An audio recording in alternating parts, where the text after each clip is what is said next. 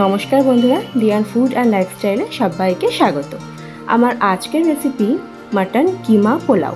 গোবিন্দভোগ চাল দিয়ে তৈরি এই রেসিপিটি খেতে অত্যন্ত সুস্বাদু আর খুব সহজ পদ্ধতিতে আমি রেসিপিটি তোমাদের সাথে শেয়ার করব। বানানো ভীষণই সহজ আর এটা শুধু মুখেই খাওয়া যায়, সঙ্গে কিছুই লাগে না। দুপুরে লাঞ্চে হোক কিংবা রাত্রে ডিনারে কিংবা হাজব্যান্ড লাঞ্চ বক্সে যে কোনো সময় এটা বানিয়ে তোমরা সার্ভ করতে পারো। তাহলে চলো স্টার্ট করা যাক। আমি এখানে সব উপকরণগুলো রেডি করে নিয়েছি আর এখানে গোবিন্দভোগ চাল লাগবে। 500 গ্রাম মতন গোবিন্দভোগ চাল আছে। এই কাপের 2 কাপ গোবিন্দভোগ চাল নেওয়া হয়েছে। আমাদের পেঁয়াজ লাগবে, কিছুটা কুচনো পেঁয়াজ লাগবে আর কিছুটা পেঁয়াজ লাগবে বেরেস্তা ভাজার জন্য। প্রথমে আমাদের আতপ চালটা 2 বা 3 বার ভালো করে জল দিয়ে ধুয়ে নিতে হবে। তারপর জলে 10-15 মিনিট মতন একটু ভিজিয়ে রাখতে হবে। আর এদিকে মাটনটা দেখতেই পাচ্ছ একদম কিমা নেই, একদম ছোট্ট ছোট্ট পিস করা আছে। এইটাকে একটু লবণ হলুদ দিয়ে মাখিয়ে নিতে হবে। এবার এটা কুকারে দিয়ে সামান্য একটু জল দিয়ে 2-3টে সিটি মেরে নেব। মাটনটা তোমরা চাইলে একদম কিমাও দিতে পারো, তবে একটু ছোট ছোট পিস থাকলে মুখে মাটনগুলো যখন পড়ে খেতে আরও টেস্টি হয়। চালটা 10 মিনিট মতন জলে ভিজিয়ে রেখেছিলাম। এইবার ভালো করে জল ঝরিয়ে ফ্যানের বাতাসে কিছুক্ষণ রাখলে একদম চালটা ঝরঝরে হয়ে যাবে। এইবার কড়াইতে দিয়েছি সাদা তেল। প্রথমে কাজু আর কিশমিশটা ভেজে তুলে নিতে হবে। কাজু আর কিশমিশটা ভাজা হয়ে গেলে আমাদের বেরেস্তাটা রেডি করতে হবে। একদম পারফেক্ট বেরেস্তা করার জন্য পেঁয়াজটা তো লম্বা করে কুচোতেই হয়। পেঁয়াজটা কুচোনোর পর একটু লবণ দিয়ে মাখিয়ে রাখতে হয়।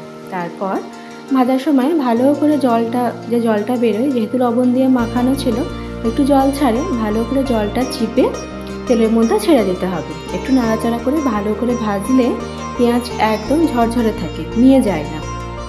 এবার জলের মাপটা করতে হবে, যতটা চাল দিতে হবে তার ডবল লাগবে জল। আমাদের 2 কাপ চাল দেওয়া হয়েছিল, সেই কাপেরই 4 কাপ জল দিয়ে সেটা গরম করতে বসানো হয়েছে। অবশ্য করেই এইসব রান্না গরম জল দিয়েই করতে হয়। আমাদের এদিকে বেরেস্তাটাও ভাজা হয়ে গেছে। এইভাবে বেরেস্তা করে দেখবে একদম ক্রিস্পি থাকে। এবার তেলের মধ্যে গোটা গরম মশলা ফোড়ন দিতে হবে। তেজপাতা, ছোট এলাচ, লবঙ্গ, দারচিনি আর আছে স্টার অ্যানিস, শাহজিরে আর জয়িত্রী। ফোড়নটা একটু ভাজা হলে এবার পেঁয়াজ কুচিটা দিয়ে দিতে হবে। এখানে 2টো বড় সাইজের পেঁয়াজ কুচানো আছে। পেঁয়াজটা একটু নরম হলে হালকা গোল্ডেন ব্রাউন হয়ে যখন আসবে তখন এর মধ্যে আদা, রসুন, কাঁচা লঙ্কা বাটা দিয়ে দিতে হবে। ভালো করে মশলাটা কষাতে হবে। এই কিমা পোলাওতে আমি খুব একটা মশলার ব্যবহার করিনি। মশলাটা একটু কষানো হয়ে আসবে তখন এর মধ্যে দিতে হবে স্বাদ মতন লবণ, হলুদ গুঁড়ো আর কাশ্মীরি লঙ্কার গুঁড়ো একটু কালারের জন্য। এবারে মশলা থেকে যখন একটু তেল ছেড়ে আসবে তখন মাটনটা যেটা সেদ্ধ করে রেখেছিলাম সেইটা এর মধ্যে দিয়ে দিতে হবে। ভালো করে মিক্স করে নিতে হবে। ঢাকা দিয়ে কিছুক্ষণ কষিয়ে নিতে হবে। মাটনটা আমি 2টোই সিটি দিয়েছি, যেহেতু এখনও মশলার সঙ্গে কষানো হচ্ছে, আবার পরে চালের সঙ্গেও রান্না হবে, তখন মাটনটা সেদ্ধ হয়ে যাবে। এইবার মাটনটা ভালো করে কষানো হয়ে গেছে, তেল ছেড়ে এসছে আর এদিকে আমাদের চালটাও কিন্তু দেখো একদম ঝরঝরে হয়ে গেছে। এবার চালটা দিয়েও কিছুক্ষণ রান্না করতে হবে। চালটা দিয়ে একটু ভালো করে যদি কষিয়ে রান্না করা যায় গোবিন্দভোগ চালের খুব সুন্দর একটা গন্ধ বেরোয়। গ্যাসের ফ্লেম লোতে রেখে 5 মিনিট মতন চালটা ভাজতে হবে। এবার এখানে দেওয়া হচ্ছে হোমমেড পোলাও বা বিরিয়ানি মশলা। আপনারা যে কোনো প্যাকেটের যে কোনো ব্র্যান্ডের পোলাও বা বিরিয়ানি মশলা ইউজ করতে পারেন। ভালো করে কষানো হয়ে গেছে। এবার এর মধ্যে ফুটন্ত গরম জলটা দিয়ে দিলাম। এই প্রসেসে কিমা পোলাও রান্না করলে খেতেও ভীষণ টেস্টি হয় আর একদম ঝরঝরে হয়। যে কোনো পোলাওতে চাল আর জলের আন্দাজটা যদি একটু ঠিক করে দেওয়া যায় তাহলে কিন্তু পোলাও একদম পারফেক্ট হয়। এবারে এর মধ্যে গোটা কাঁচা লঙ্কা দিয়ে দিতে হবে। আপনারা কাঁচা লঙ্কা চিড়েও ব্যবহার করতে পারেন।